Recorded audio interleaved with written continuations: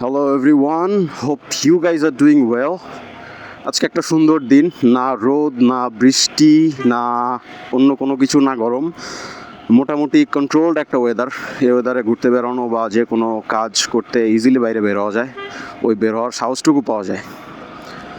আচ্ছা, anyway, so এই সুন্দর দিনে ভাবলাম আপনাদের সাথে কিছু নলেজ শেয়ার করি based on my experience and expertise.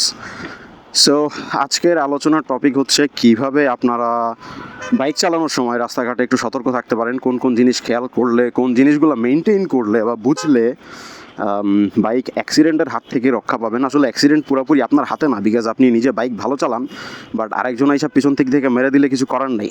So from that point of view পুরোপুরি আপনার হাতে না, বাট অ্যাকচুয়ালি কিছু জিনিস আপনি যদি মেনটেন করেন বা বোঝেন বা খেয়াল রাখেন, তাইলে অ্যাটলিস্ট নিজেকে সেফ রাখার সর্বোচ্চ চেষ্টাটুকু করতে পারবেন।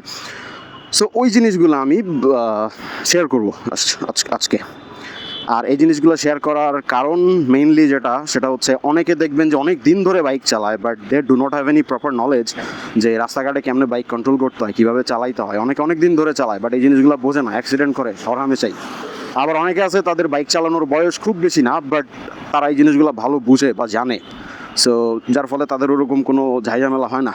যেমন আমি বাইক চালানো শিখছি আজ থেকে 12 বছর আগে, অ্যারাউন্ড আমি 13 বছর মতো হয়ে গেছে বাইক চালাই, অ্যান্ড ঢাকা শহরে অনেক দিন ধরেই চালাচ্ছি। সো এখন পর্যন্ত কোনো ধরনের অ্যাক্সিডেন্টও হয় নাই, এবং বাইক কাতও হয় না। অ্যাক্সিডেন্ট হওয়া তো দূরের কথা, আমার অনেক ক্লোজ ফ্রেন্ডদেরকে দেখছি তারাও মোটামুটি ফালায় টালায় দেয়, আমার এরকম আলহামদুলিল্লাহ কোনো কিছু হয় নাই। So from that point of view আমি আপনাদেরকে কিছু শেয়ার করতে পারি, সো দ্যাট ওই জিনিসগুলো আপনাদের কাজে লাগে বা হেল্প হয়। And before I move to the actual topic, এই যে শ্যামলী দেখতেছেন, এইখানে নিয়ে একটা কাহিনী আছে। আমি যখন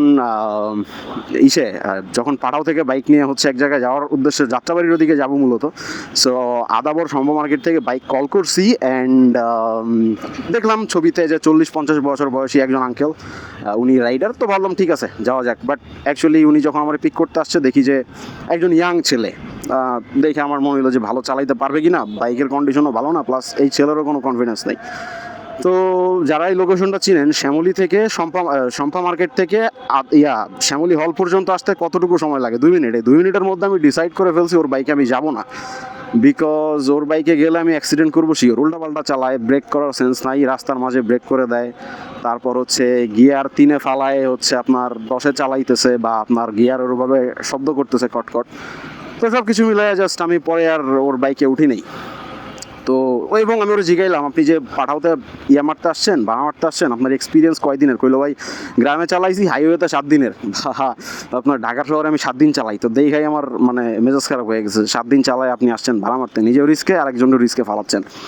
এনিওয়ে, তো সব কিছু মিলায় আমার কাছে মনে হয় কিছু জিনিস শেয়ার করতে পারি যেগুলো আপনাদের হেল্প করবে। সো ফার্স্ট থিং ফার্স্ট, সেটা কিছু জিনিস প্র্যাকটিস করতে পারেন। নাম্বার 1 নাম্বার 1 গিয়ারে দিয়ে, অর্থাৎ 1 নাম্বার গিয়ারে দিয়ে স্লোলি প্র্যাকটিস করবেন। সেটা যত আস্তে চালানো যায়, কারণ অনেকে অনেক জোরে চালানোটাকেই বীরত্ব মনে করে, অনেক বেশি কিছু মনে করে, বাট জোরে চালাইলেই সেরা রাইডার হওয়া যায় না। ওটার জন্য আপনার আরও প্র্যাকটিস দরকার আছে। যেমন খুব স্লোলি যদি চালান, 1 নাম্বার গিয়ারে দিয়ে যত আস্তে চালানো যায় মাটিতে পা ফেলা ছাড়া, সেই ক্ষেত্রে যে জিনিসটা হবে, আপনার ঢাকার রাস্তায় বা যে কোনো জ্যামের রাস্তায় যখন আপনি চালাবেন স্লোলি, তখন আপনার এই স্কিলটা অনেক কাজে লাগবে বা হেল্প করবে। সো পা ফেলা ছাড়া 1 নাম্বার গিয়ারে দিয়ে যত আস্তে আস্তে আপনি রাইড করতে পারেন, পা ফেলা যাবে না, এটা কন্ডিশন, এবং যত আস্তে চালানো যায় বা যত আস্তে আপনারা রাইড করতে পারেন। So this is the number 1 thing. আচ্ছা, প্রথমটা তো বললাম। সো সেকেন্ডটা যেটা করতে পারেন সেটা একটা বৃত্ত আঁকতে পারেন, এবং বৃত্ত এঁকে বৃত্তের চারপাশ দিয়ে ঘুরবেন, 2-3টা রাউন্ড দিবেন। এর বেশি দিন না, কারণ এর বেশি দিলে আবার মাথা ঘুরে যাবে। সো পরে ওই জিনিসটা আবার আপনার জন্য প্রবলেম হয়ে যাবে। সো ওই জিনিস করার দরকার নেই। 2-3টা রাউন্ড দেন, দিয়ে আবার একটু সোজা চালায় আসেন, আইসা আবার 2-3টা রাউন্ড দেন, এইভাবে করেন। বাট একসাথে অনেকগুলো দিলে মাথা ঘুরে যাবে। So this is the second thing that you have to do. And third number জিনিস মোটামুটি সিমিলার, সেটা এবার সার্কেলের বদলে আপনি একটা আঁকাবেন। সেটা 8 আঁকাবেন। 8 আঁকাইলে যেটা হবে, আপনি তখন আগে তো একদম সরাসরি এভাবে গোল হয়ে ঘুরছেন, আর এখন এইভাবে যায় আবার এইভাবে। সো মোটামুটি একটু গোল হয়ে ঘুরলে ওই জিনিসটা আপনাকে অনেক হেল্প করবে। এটা আপনি যখন ঢাকার রাস্তায় বা যে কোনো হাইওয়েতে ওভারটেক করবেন, ওভারটেক করতে আপনার এই জিনিসটা অনেক হেল্প করবে। So this is the third thing that you can do. Now আরেকটা জিনিস আছে, সেটা ব্রেকিং। এখন ব্রেকিংয়ে যেহেতু আসলাম, ব্রেকিংয়ে আপনি মেজর 2টা জিনিস করতে পারেন। একটা ইঞ্জিন ব্রেকিং, আর আরেকটা আছে সেটা আপনার tail breaking. So engine breaking নিয়ে একটু বলি। প্রথমত অনেকে মনে করে ইঞ্জিন ব্রেকিং বাইকের জন্য খারাপ, আসলে না, কারণ ইঞ্জিন ব্রেকিং আপনার বাইকে কোনো ক্ষতি করে না, উল্টো আপনার জীবন বাঁচায়। সো ইঞ্জিন ব্রেকিংয়ের ক্ষেত্রে যে জিনিসটা গুরুত্বপূর্ণ সেটা হচ্ছে আপনার প্রথমত ইঞ্জিন ব্রেকিংয়ে থ্রোটল ছেড়ে দিতে হবে। এই যে আমার হাতে যে থ্রোটলটা আছে এটা হচ্ছে ছেড়ে দিতে হবে, this is the first thing. But আবার হাত উঠায় ফেলা যাবে না, ছেড়ে দিতে হবে। সো এটা হচ্ছে নাম্বার 1। অ্যান্ড নাম্বার 2 হচ্ছে আপনি ক্লাচ ধরতে পারবেন না, ক্লাচ ধরা যাবে না, অ্যান্ড থ্রোটলটাও ইয়া করা যাবে না, মুচড়ানো যাবে না। এইটা করতে হবে। এখন এটা তো করা যাবে না, তাহলে করতে হবে কি? করতে হবে সেটা হচ্ছে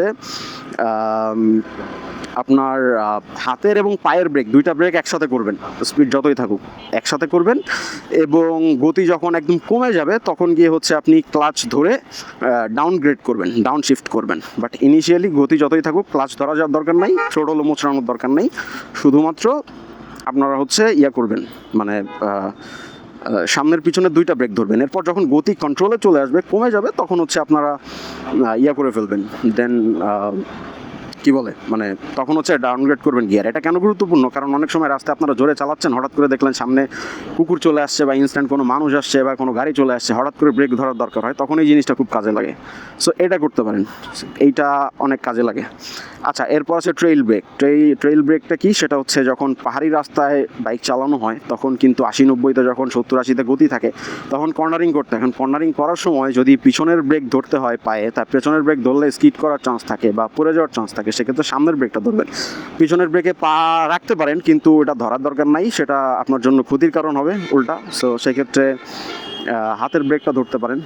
সো এটা ধরলে আমার মনে হয় যে ওই জিনিসটা আপনার জন্য ভালো হবে এবং কোনো ধরনের অ্যাক্সিডেন্ট হবে না। সো এটা গেল। এইটা বাদে আর হচ্ছে আপনার লুকিং গ্লাসটা একটু দেখে নেবেন, ডানে বামে কী আছে না আছে। এগুলো না দেখলে পরবর্তীতে অ্যাক্সিডেন্টের চান্স আরও থাকে, কারণ ডান বাম থেকে ঢাকা শহরে যারা চালায় রিক্সা ডান বাম দিয়ে কখন কোন দিক দিয়ে ঢুকায় দেয়, তাদের তো আর লুকিং গ্লাস নাই বা তারা রেসপন্সিবল না। তো সেক্ষেত্রে আপনার সতর্কতা আপনারই মানতে হবে, নিয়ে করতে হবে, মেনটেন করতে হবে। তো এই জিনিসটা করলেন।